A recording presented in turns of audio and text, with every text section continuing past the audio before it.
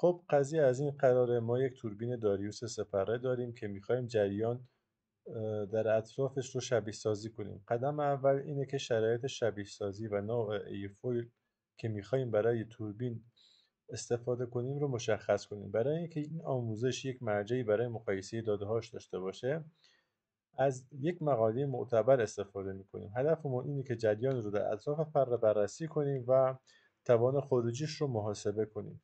خب اول کار لازمه که ما بریم و ایرفویلمون رو بیاریم و پیدا کنیم. من برای ترسیم ایرفویلم از سایت ایرفویل توز استفاده میکنم. باید صبر کنیم که سایت باز بشه. خب میتونیم از اینجا سری ایرفویلمون رو انتخاب کنیم. ایرفویل سری 4. ما میخوایم از سری ایرفویل ناکا 2018 استفاده کنیم. کجا رفت بیا. خب طول وترش رو هم ظاهرا باید مرحله قبل مشخص میکردیم. طول وترش رو اینجا که چیزی نداره. باش میریم همونجا. خب اینجا هم نیست. میریم توی سنتر A4 پیلاتراره. اینجاست. همونطور که میبینید طول کردش رو مشخص میکنیم 200 میلیمتر و بقیه پارامترهای دیگه رو اسکایی نمیکنیم. پالومتر. خب اینجا فایل CSV اکسلش رو دانلود میکنیم.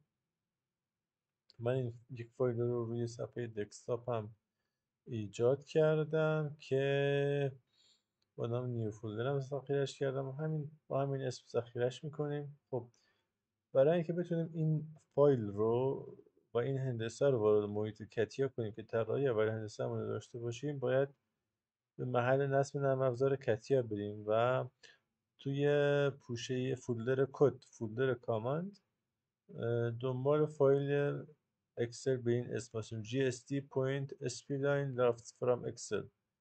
این یک کپی ازش میگیریم و همون آدرسی که فایلمون رو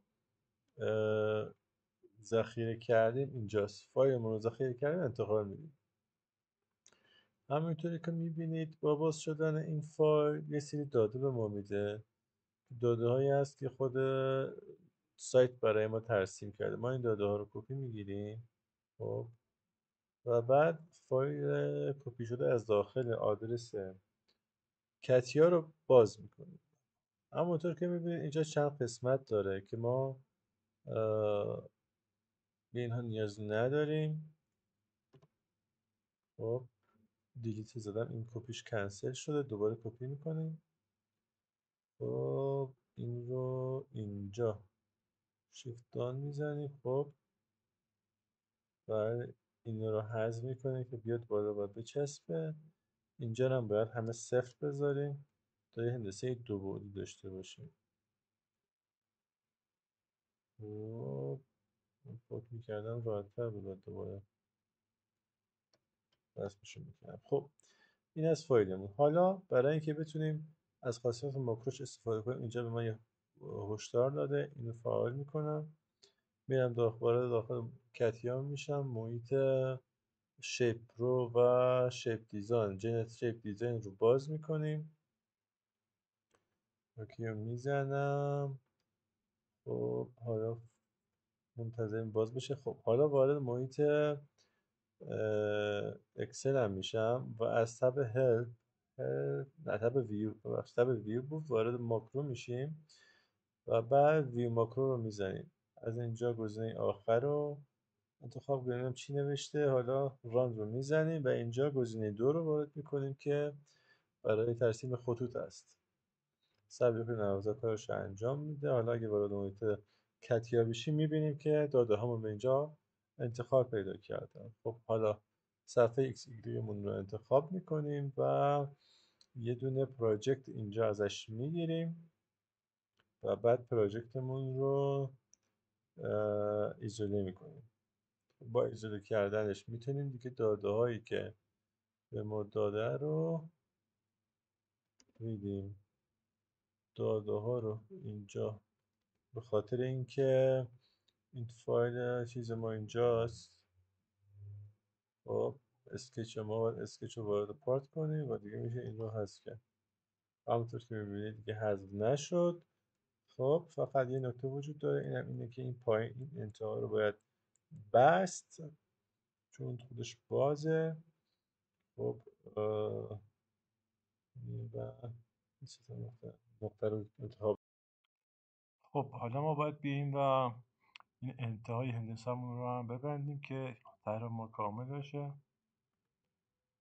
این نقطه خب این طوری طراحی میکنیم که زیاد اینطوری مثلا لبه هاش به بیرون نره تا بتونه یه هندسه با مش یک نواخت رو به ما بده. و همین اندازه خوب هستش. خب حالا اینو میبندیم، از محیط اسکچ خارج میشیم و فایلمون رو سیو میکنیم. خب من از قبل سیوش کردم، اینجا فایلش وجود داره و دوباره روش سیو میکنیم و بعد میریم که وارد محیط مش بندی و شبکه بندیمون بشیم و شبکه‌مون رو مش بزنیم. خب نرم افزاری که میخوایم باش شبکه بندیمون رو انجام بدیم باز کردیم. لازمه که توضیح بدم نرم افزاری که استفاده میکنیم نرم افزار پوینت وایس هست. باید در ابتدا حلگرمون رو براش تعریف کنیم، مشخص کنیم که از چه حلگری استفاده میکنیم. بعد ابعاد شبیه سازیمون رو که در حالت دو بعدی ما میخوایم شبیه سازیمون رو انجام بدیم براش تعریف میکنیم. حالا میریم سراغ وارد کردن هندسه‌مون.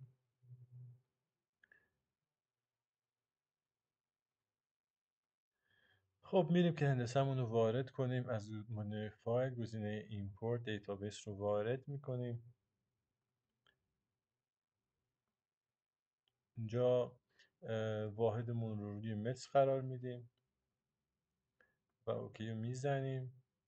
همونطوری که مشاهده میکنید یک هندسه‌ای برای ما وارد کرد که هنوز غیر فعاله و نمیشه اونو روش شبکه اعمال کرد. برای اینکه فعال بشه باید اینجا گزینه Contours and Database Entity رو انتخاب کنیم. بعد از انتخاب این گزینه میبینیم که خطوط ما سبز رنگ میشن و حالا میتونیم خطوط قبلیمون رو از منظر و دید پنهان کنیم.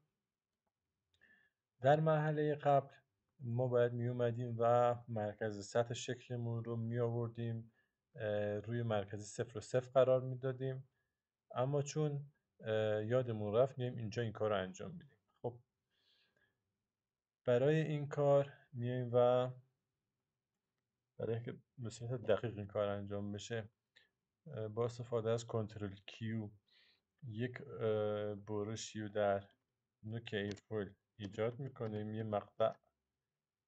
نقطه رو ازش جدا میکنیم. خب اگر روی این گزینه هم کلیک کنید و پنجرهش رو باز کنید و پوینت آن رو بزنید، گره هایی که روش ایجاد شده معلوم خواهد بود. الان چون ما گره روش ایجاد نکردیم هیچی به ما نشون نمیده، اما به محض اینکه ما گره رو روش مشخص کنیم میبینید که گره ها رو به ما اینجا نشون خواهد داد.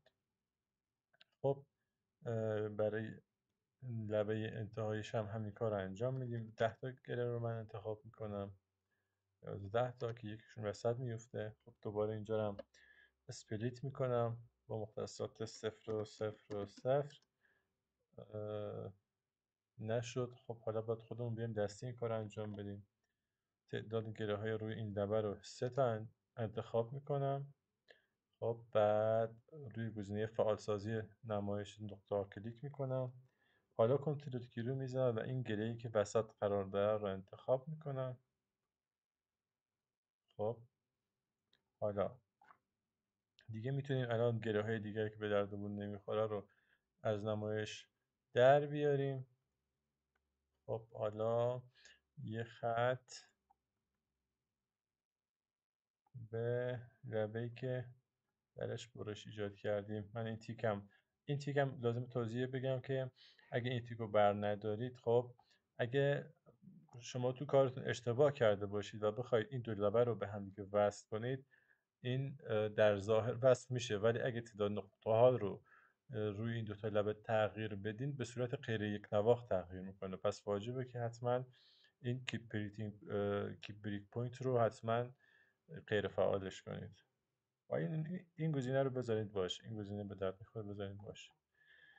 خب چرا اینجا پوینت رو به ما نشون نمیده؟ علت چیه؟ بریم ببینیم. الان اینجا پوینتش هست. خب من یه بار دیگه اینجا جداسازی رو انجام بدم ببینم. زیر هاید میشه فکر کنم، زیر این مرکز مبدأ 0 و 0 اشکال نداره. خب ما اینجا بر اساس تجربه 0 و 0 رو انتخاب میکنیم و انتها. خب حالا میایم و گره های روی این خط رو روشن میکنیم و تعداد گره ها رو 3 قرار میدیم. تمام شکل رو به جز این خطی که ایجاد کردیم انتخاب میکنیم.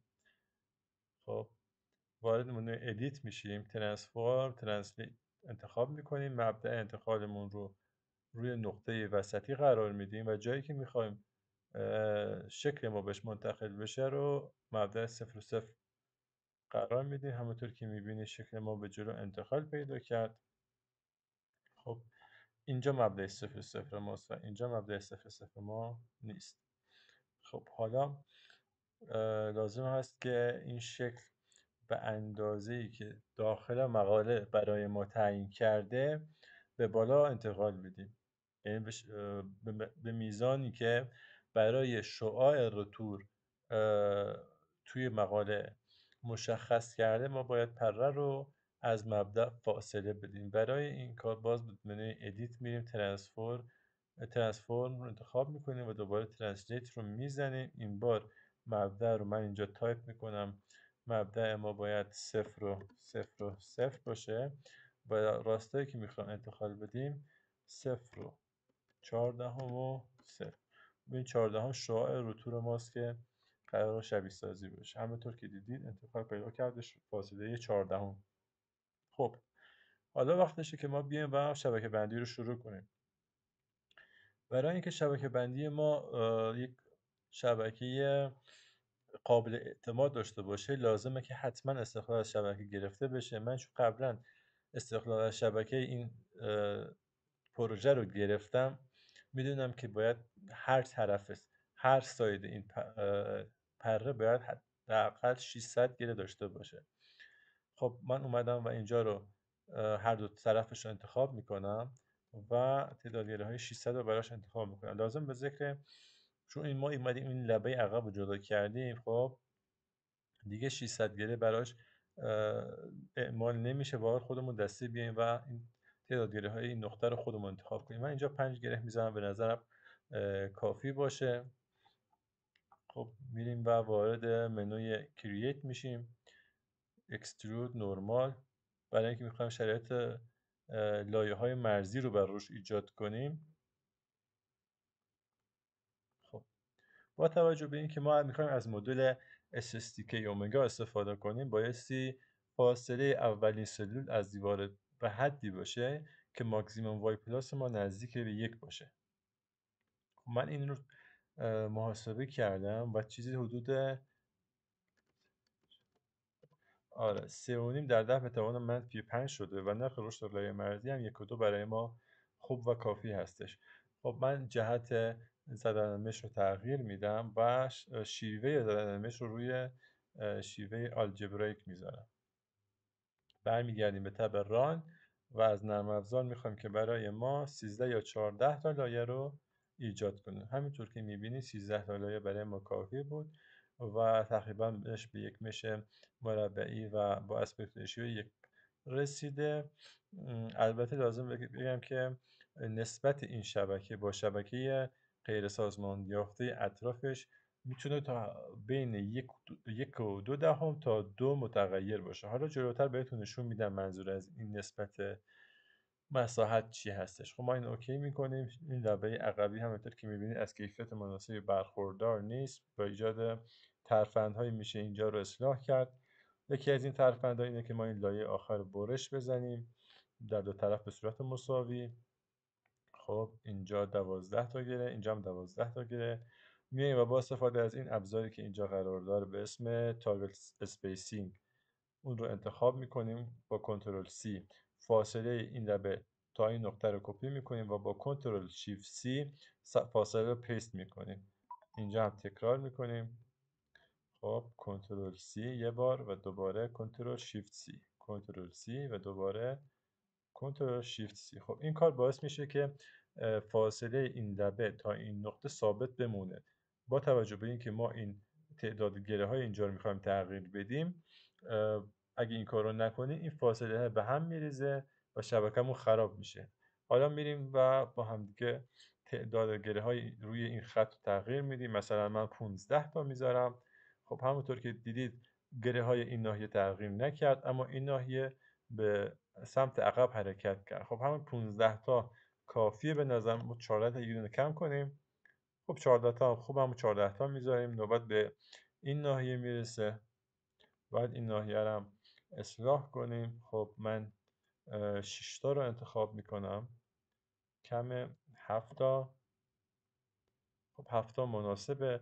میشه با روش های این قسمت شبکه رو هم با این قسمت اصلاح کرد، ولی خب لزومی نداره و زیاد تأثیری توی محاسبات ما ایجاد نمیکنه. ما هم این کار رو انجام نمیدیم. خب حالا میایم گزینه قبلی غیر فعال کرده بودیم و فعال میکنیم و قسمت های مختلف شبکه رو که جدا کرده بودیم اینجا به هم وصل میکنیم. همونطور که قبلا توضیح دادم این Keep Breaking Points رو برای اینجا بود که خیلی فعال کردم. اگه فعال میذاشتم الان وقتی این گره ها رو تغییر دادم و بعد میخوام اینجا اینها رو به هم وصل کنم، بعدا برام مشکل ایجاد میکرد. اگه میخواستم تعداد گره ها رو توی استقلال سنجی مثلا تغییر میدادم، برام مشکل ایجاد میکرد. اما با غیر فعال کردنش دیگه اون مشکل ایجاد نخواهد شد. این تا تجربه نکنید متوجه نخواهید شد که منظور من از قضیه چی است.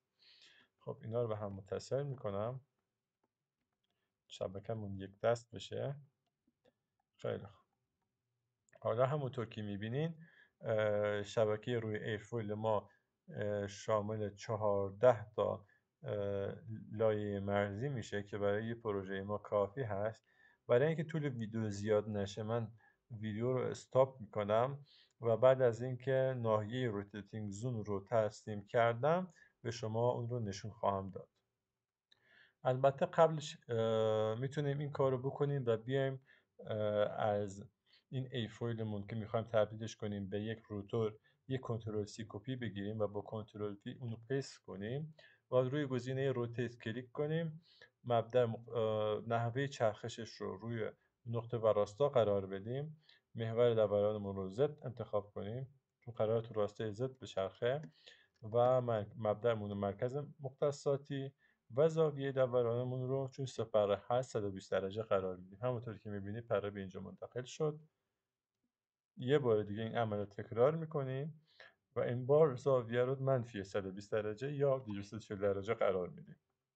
خب همونطور که دیدید توربین ما ساخته شد. باید شرایطی رو براش فراهم کنیم و مش باقی مسئله‌مون رو هم انجام بدیم. من اینجا ویدیو رو استاپ میکنم و بعد از اینکه ناحیه روتیتینگ زونمون رو ایجاد کردم اون رو نشونتون خواهم داد.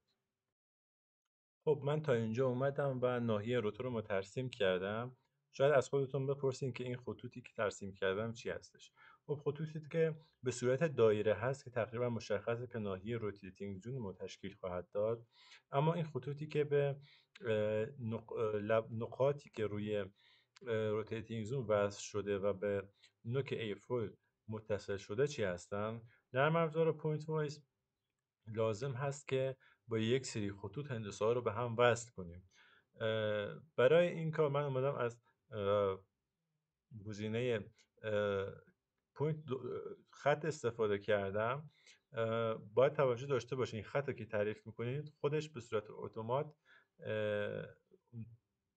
هیچ چیزی هیچ خاصیتی نداره. خب برای اینکه بهش تبدیل به خط بشه بعد لازم هستش که روی اون گره اختصاص بدید. من اینجا اومدم روی این خط 5 تا گره ایجاد کردم که البته کافی هست چون در جلوتر خواهید دید که اینا فقط یک پیش نیاز هست و در جلوتر خود نرم افزار تشخیص خواهد داد و این خطوط رو حذف میکنه. خب برای ایجاد شبکمون باید بیایم و مش ساختار یافته رو تغییر بدیم به مش بی سازمان و با استفاده از کلید میانبر کنترل کی این صفحه‌ای که مربوط به ترسیم مش هست رو باز کنیم و خطوط اطراف ایرفویل و این خطوطی که ترسیم کردیم رو انتخاب میکنیم.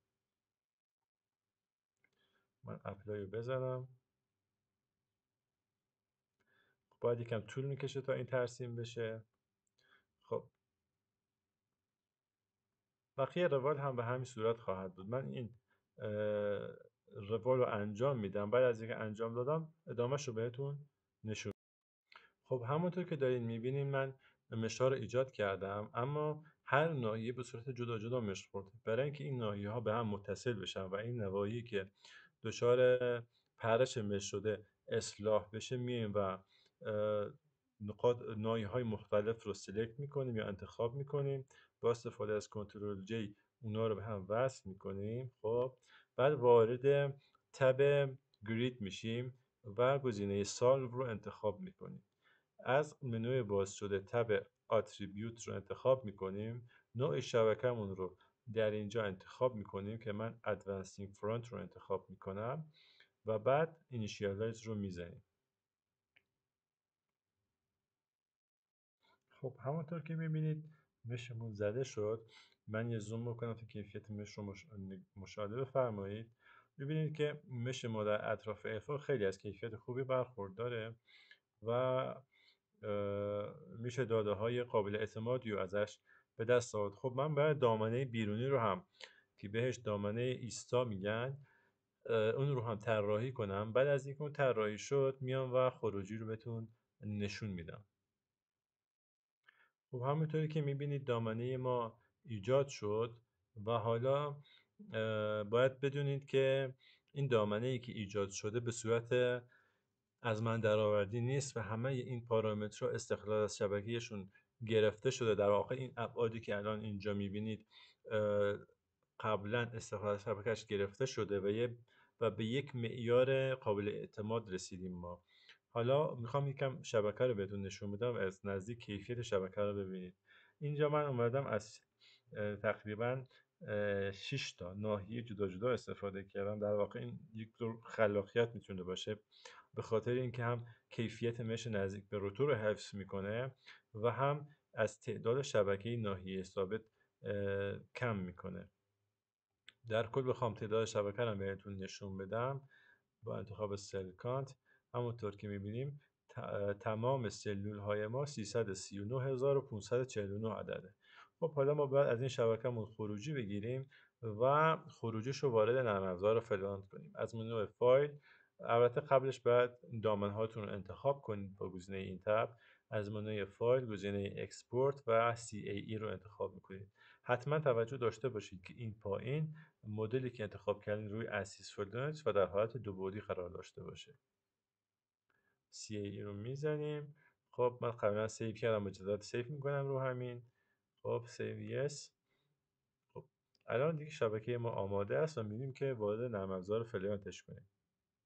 خب دوستان، من فراموش کردم یک قسمت از آموزش رو براتون توضیح بدم. قبل اینکه ما بریم خروجی بگیریم لازمه که حتما چک کنیم که همه دامنه هایی که ایجاد کردیم در راستای محور زد باشن، در راستای مثبت محور زد باشن. برای این کار باید بیایم اول دامنه هایی که به اصطلاح هم نوع هستن، یعنی همه دامنه هایی که یا ساختار یافته باشن یا بدون سازمان هستن رو باید انتخاب کنیم. برای این کار میایم تب دومینز و همه دامنه هایی که اینجا ساختار یافتن که اینجا نوشته سازمان یافتگی یا غیر سازمان یافتگی مش رو انتخاب میکنیم. به تب ادیت میریم و اورینت رو انتخاب میکنیم. همونطور که دارید میبینید با انتخاب محور مثبت وای این فلش هایی که راستای محور زد رو نشون میده هم راستا و موازی با محور زد هستند و در اینجا به ما نشون میده که ما مشی رو نداریم که راستای منفی داشته باشه، چون اگه ما مشی رو داشته باشیم مثلا به این شکل راستای منفی داشته باشه، موقع خروجی گرفتن به ما ارور میده و خروجی رو به ما نمیده و هیچ فایلی رو به ما نشون نمیده. و همین دلیل موقعی که مشمون رو تشکیل دادیم باید حتما بیایم چک کنیم و راستای مش رو به سمت مثبت محور Z قرار بدیم. یه بار باید برای مش هایی با سازمان این کار رو انجام بدیم، یه بار باید برای مش های بدون سازمان این کار رو انجام بدیم. همین کار رو تکرار میکنیم، میتونیم ادیت و اورینت رو انتخاب میکنیم. همونطور که میبینید راسته فلش های مش غیر سازمان یافته هم به سمت مثبت محور Z هست.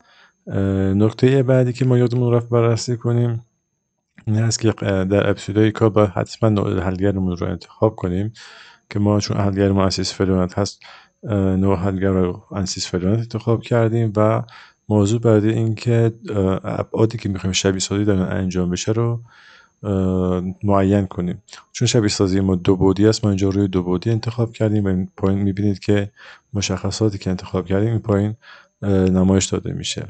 گزینه بعدی اینه که ما باید شرایط مرزی رو انتخاب کنیم. شرایط مرزی شامل مرز ورودی، خروجی، مرزهای اطراف و مرز روی پره و همچنین شرایط مرزی که هستش که ناحیه چرخ و ناحیه ساکن رو به هم ارتباط میده که بهش میگن ناحیه اینترفیس.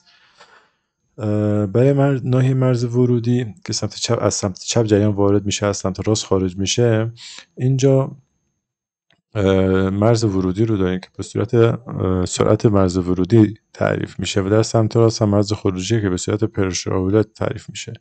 در دو طرف هم میشه شرایط مختلف انتخاب کرد که ما سیمتری انتخاب کردیم. میشه مثلا پرشر فارفیلد هم انتخاب کرد یا وال رو هم انتخاب کرد، ولی خب هر کدوم از اینا نیازمند این هستش که شرایط استخراج از نتایج رو براش تعیین کنید. خب ما اینجا از سیمتری استفاده کردیم. نکته مهم اینه که در ناحیه‌ای که ناحیه اینترفیس باشه و ناحیه چرخ‌ها رو به ناحیه ساکن مرتبط میکنه، ما باید بیایم و این خط رو براش تعریف کنیم به عنوان ناحیه مشترک. برای این کار باید بیایم اینجا و گزینه سلکت کانکشن رو فعال کنیم تا ما بتونیم کانکتورها رو انتخاب کنیم. برای انتخاب کانکتورها هم باید به این صورت موس رو کلیک رو بگیریم و بکشیم تا هر دو طرف خط انتخاب بشه. اگه بیایم روی فقط خط کلیک کنیم، همونطور که میبینید فقط یک سمت خط انتخاب میشه و این یکم کار برای ما دشوار میکنه. بنابراین میایم و کلیک رو میکشیم روی خط که تمام خط، یعنی هم ورود هم خروج رو انتخاب کنیم.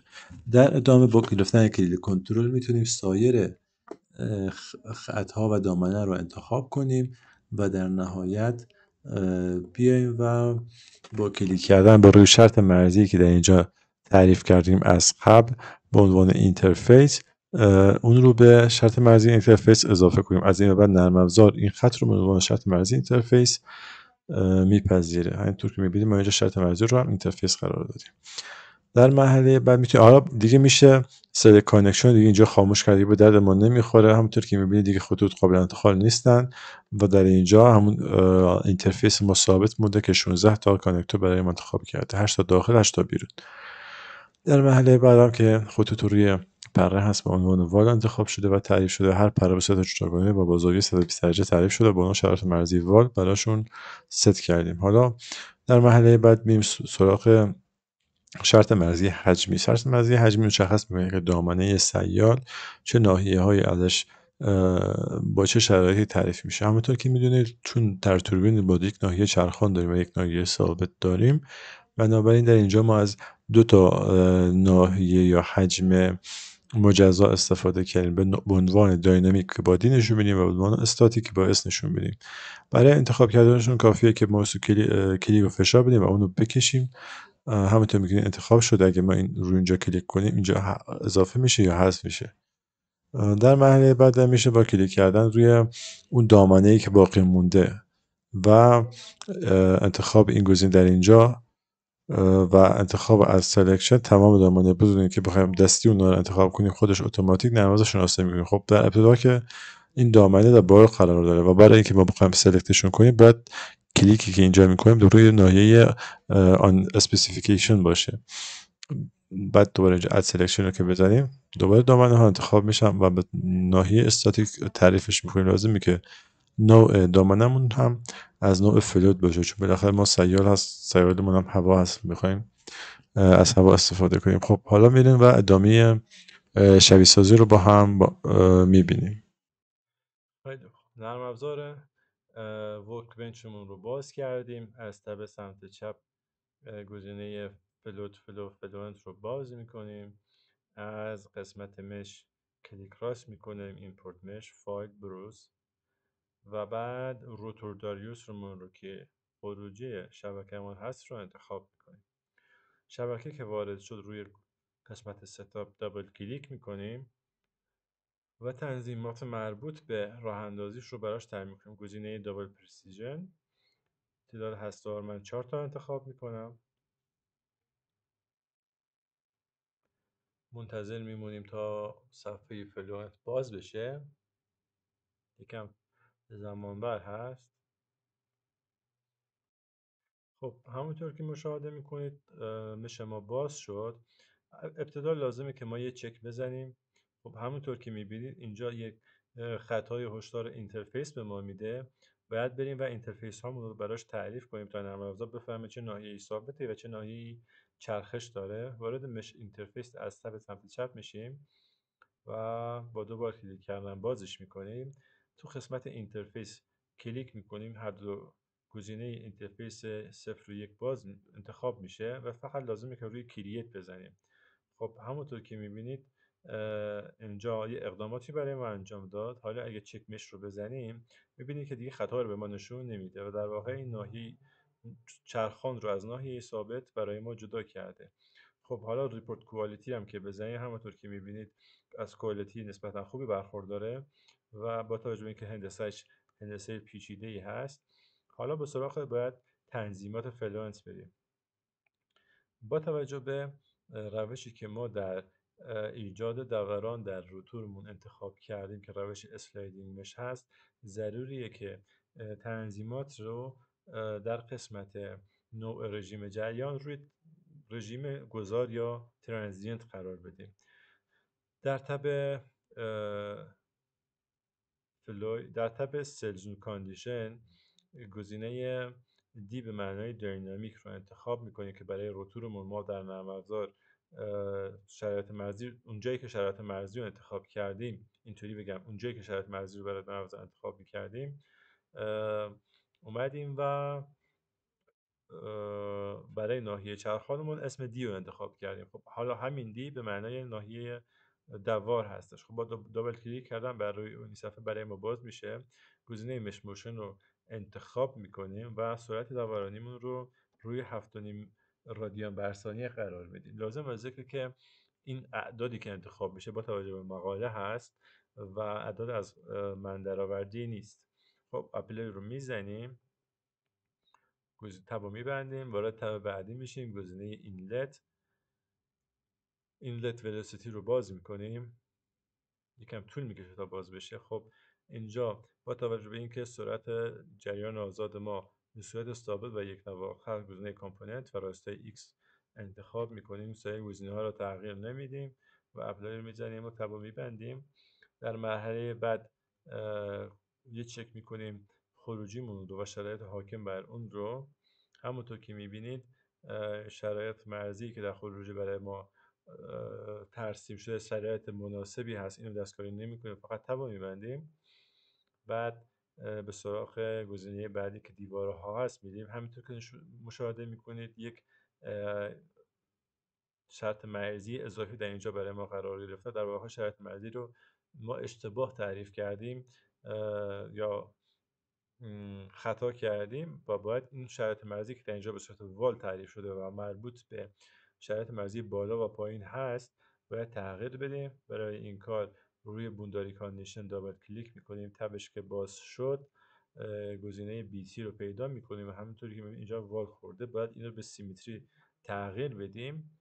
اپلای رو میزنیم. خب حالا دوباره اگه بریم قسمت وال و وال رو باز کنیم دیگه بیتی رو نمیبینیم و یه قسمت جدید به اسم سیمتری باز شده. بعد برای تنظیمات پره هامون روی هر کدوم جداگانه دابل کلیک میکنیم. چون دوران داریم وال رو روی مووینگ وال قرار میدیم. روتیشن، ترانزیشن و روتیشن رو تغییر میدیم. این قسمت موشن یه دونه ریلیتیو داره، یه دونه ابسولوت داره. خب نرم افزار اگه ما بیایم و اون رو روی ریلیتیو قرار بدیم، هرچند که شبیه سازی ما انجام میشه، اما خب یک اخطاری رو به ما میده که باید گزینه ابسولوت رو انتخاب کنید.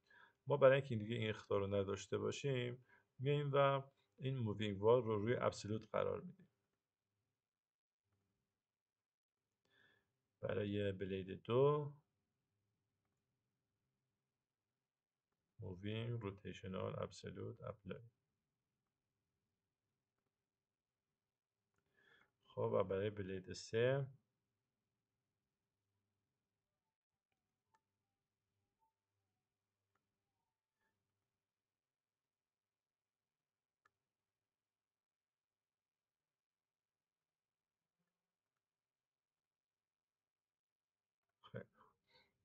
حالا باید بریم و رفرنسمون رو مشخص کنیم.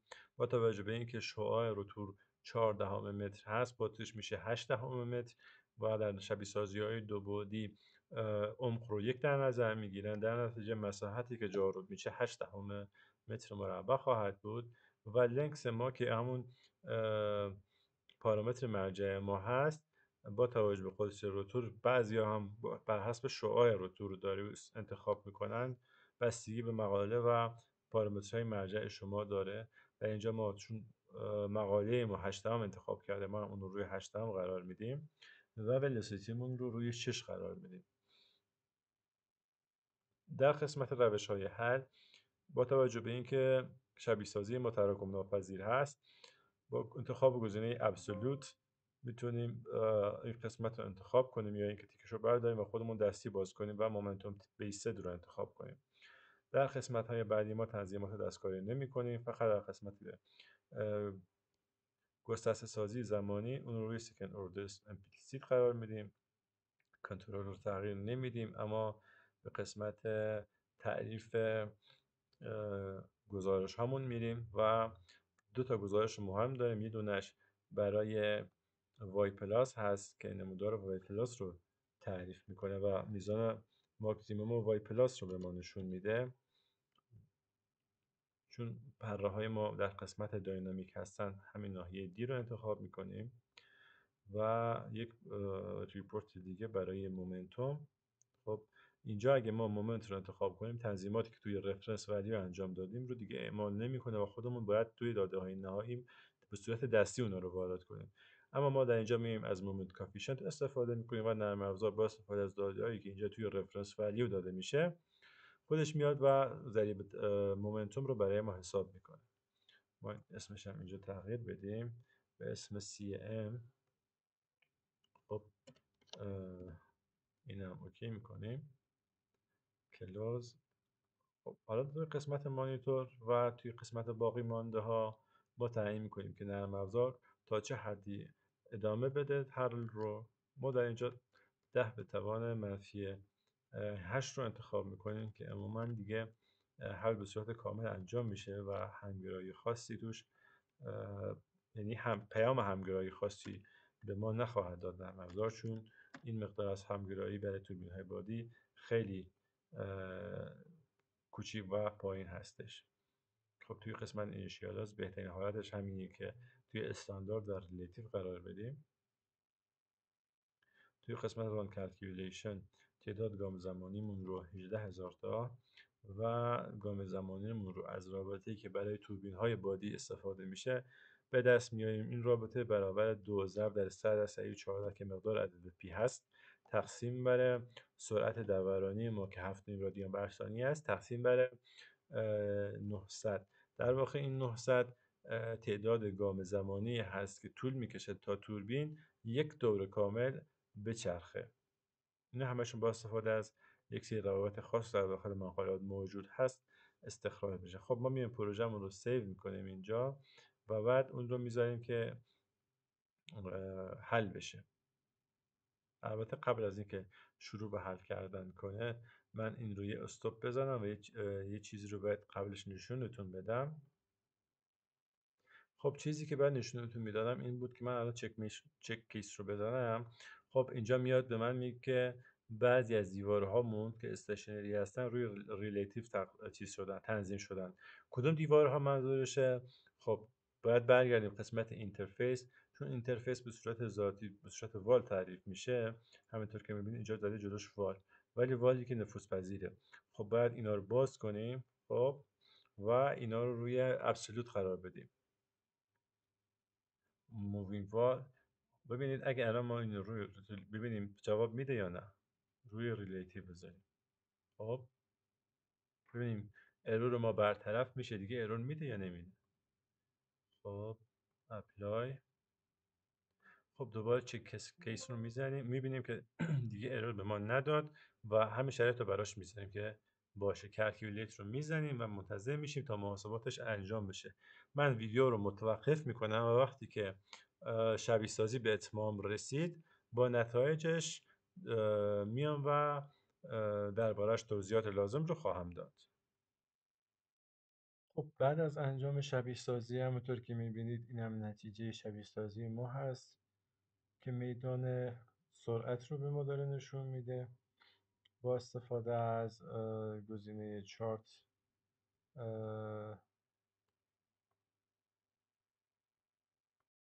خب بعد از چند تا توی شبیه سازی که ما قرار دادیم، حالا توی قسمت CFT پست اومدیم و میخوایم میدان سرعتمون رو نشونتون بدم.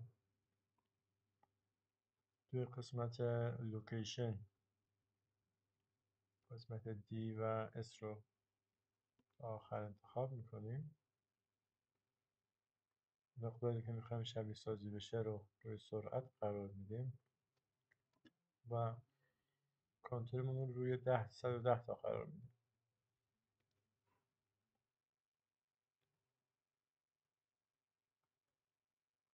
من ویدیو رو استاپ کردم تا کانتور ما ترسیم بشه. خب همونطور که میبینید این میدان اطراف توربین بادیمون هست که جریان دچار نوسانات و گرادیان هایی شده. من تصمیم دارم که یه دونه شبیه سازی رو هم از رفتار و چرخش این توربین به شما نشون بدم. یعنی گرفته بودم اما خب چون یکی از تنظیماتش روشن نشده بود در واقع چیزی به ما نشون نمیداد. اما خب میخوام اینجا خروجی گرفتن از داده های مومنتوم و ضریب مومنتوم در واقع و وای پلاس رو بهتون نشون میدم. اینجا اگه بریم و گزینه چارت رو انتخاب کنیم، میتونیم با انتخاب تب رفتن به تب دیتا سری و گزینه فایل به محلی که شبیه سازیمون انجام شده بریم. اشتباه انتخاب کردم، دستم خود در واقع. اینجا روی آل قرار بدیم. خب همونطور که نشونتون میخوام بدم، خب این گزینه مومنتوممون هست. البته من یک کیس دیگه است به خاطر اینکه یه سری اشکالاتی توی هندسه‌مون وجود داشت، نه توی هندسه وجود داشت، بایستی یک زاویه حمله خاصی رو به ایرفویل میدادم و همین اون اصلاح کردم و دوباره کیس رو ران گرفتم و دیگه یادم رفت وای پلاس رو براش ست کنم. همونطوری که می‌بینید این نمودار ضریب مومنتوم هست، ازش خروجی میگیریم. من اون رو به اسم TSR 4 یا همین 3 میتونم ذخیره کنم و 4 ذخیره کنم. بعدا پشیمون نشم که چرا 4 انتخاب نکردم. خب 4 وارد کردیم. حالا میریم که اکسلمون رو باز کنیم و اونجا ضریب مومنتوم و توانمون رو محاسبه کنیم. خب من فایل اکسل رو باز کردم و داده هامو آماده کردم و یه نمودار ازش رسم کردم. همونطوری که میبینید داده های ما دارای یه قله و یه دره است که به ازای هر قله و دره در واقع متعلق به یکی از پره های توربینمون هست و در واقع مجموع 3 تا از اونها به بیانگر یک دور کامل روتور هست. بنابراین با توجه به اینکه من میدونم هر 900 چرخش رو، هر 900 گام زمانی رو یه چرخش در نظر گرفتم، 904 رو وارد میکنم. خب همونطور که اینجا میبینید یه دو تا دیگه داده کم دارم. خب حالا درست شد. الان دیگه 900 تا داده من انتخاب شده که مجموع دوتاش ستون آ و ستون بی میشه 1800 تا. خب اینو کم میکنم کم میکنم کم میکنم کم میکنم. خب به اینجا که رسیدیم بایستی فقط 3 تا از قله ها باقی بمونه. من اینو بیارم پایین که دیگه این خطوط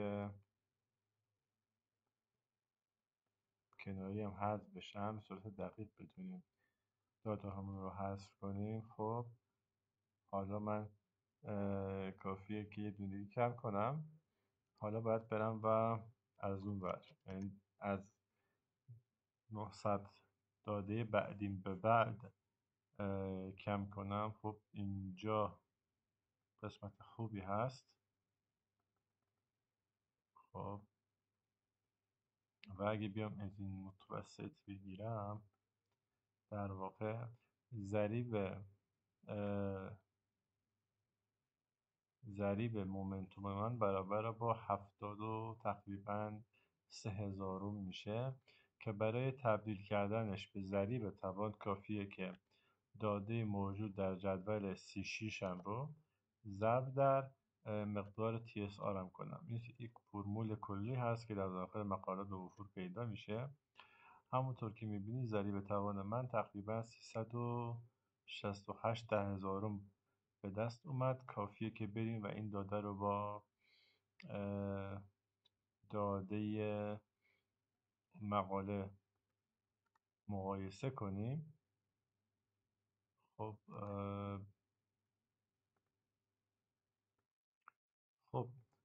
این فایل اکسل که مربوط به داده تجربی ما هست که توسط آقای الخوری شبیه سازی شده در TSR نیمی که ما استفاده کردیم حدوداً برابر شده با 449 هزارم منهای میخوایم درصد خطاش رو به دست بیاریم 0.0368 هزارم بخش بر 0.0449. درسته؟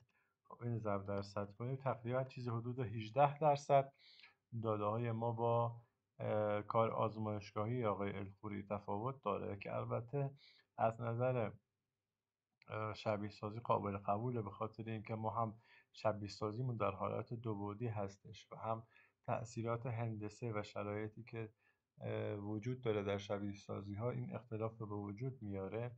ولی خب در کل مقدار 18% تقریبا قابل قبوله. حتی 25% هم من دیدم، حتی بیشترش هم دیدم، ولی خب در اینجا 18% و یک اختلاف قابل قبول رو با هم دیگه دارن.